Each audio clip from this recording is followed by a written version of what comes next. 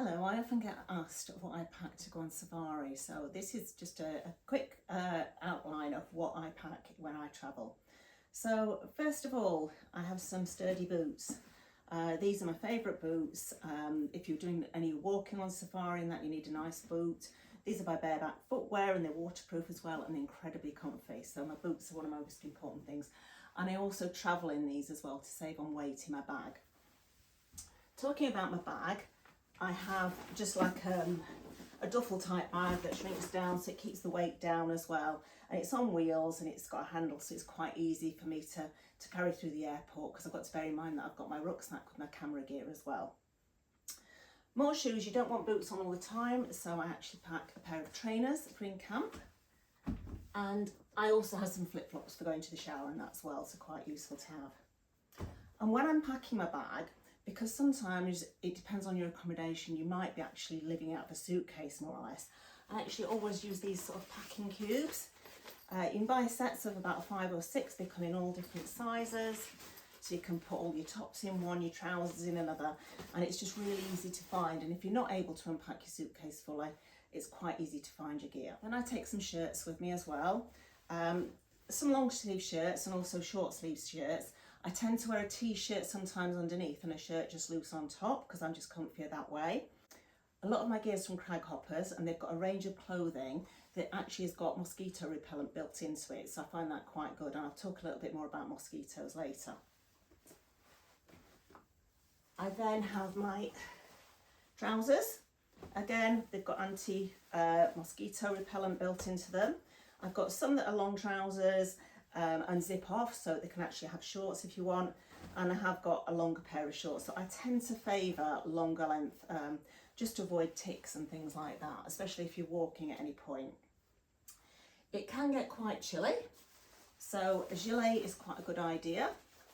All my clothes, you'll notice, are kind of khaki or mushroom or very neutral colours, and that is best when you're out on safari, because also lighter colours often tend to encourage flies to come to you as well, which you don't really want. Then I have a fleece as well, because it can be cooler at night or first thing in the morning. If you're out on safari, a fleece is a good idea. A hat. I always like a hat, usually a sort of peak cap like that, to keep the sun off my head. And I've also found these little devices, they like clip both sides, so that you can clip your hat and clip it onto your shirt.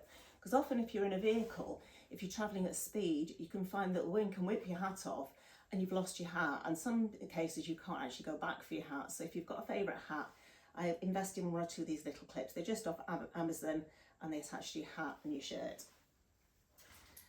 Then I have a safari jacket. Again, it can be cooler in the morning or in the evening, so just a little safari jacket. And depending on the time of year you go as well, just because it's summer, it doesn't mean it isn't going to rain. So often it's a good idea to take a rain jacket with you as well. So this is a Ridgeline one. It's quite a thin jacket, but it is actually waterproof as well. And it's the type of material that doesn't rustle as well. So if you're in a hide, it's quite a nice jacket to take. Also thinking of a few practical things as well. You might want a head torch, so you can see if you're leaving your tent or your accommodation to find where somewhere, or just going from the vehicle as well. A head torch is quite good to have in your day pack as well. Of course, sunglasses as well to keep the sun out of your eyes. I don't actually have a decent pair of binoculars.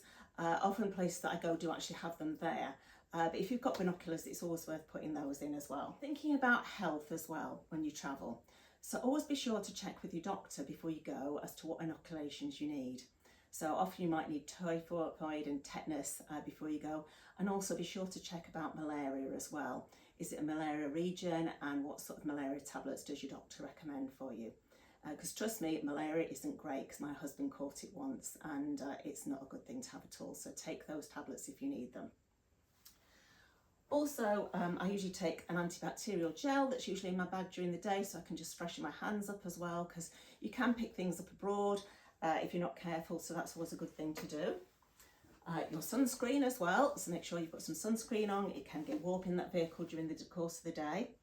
And like I said, mosquitoes tend to love me, so I've actually got my mosquito gel. This lasts up to 8 hours. I often buy these in country because I think they're more relevant to the mosquitoes in that area So this one's called Tabard, and this is one for I bought in South Africa. So I'll be using that, and I will be getting bitten, I know it, so I've actually got some cream from the chemist to put on my bites if that happens. So I hope this has been useful for you, and please click subscribe. For my next video, what I'll be doing is I'll talk about my actual camera gear and what I take in my camera bag. Thank you.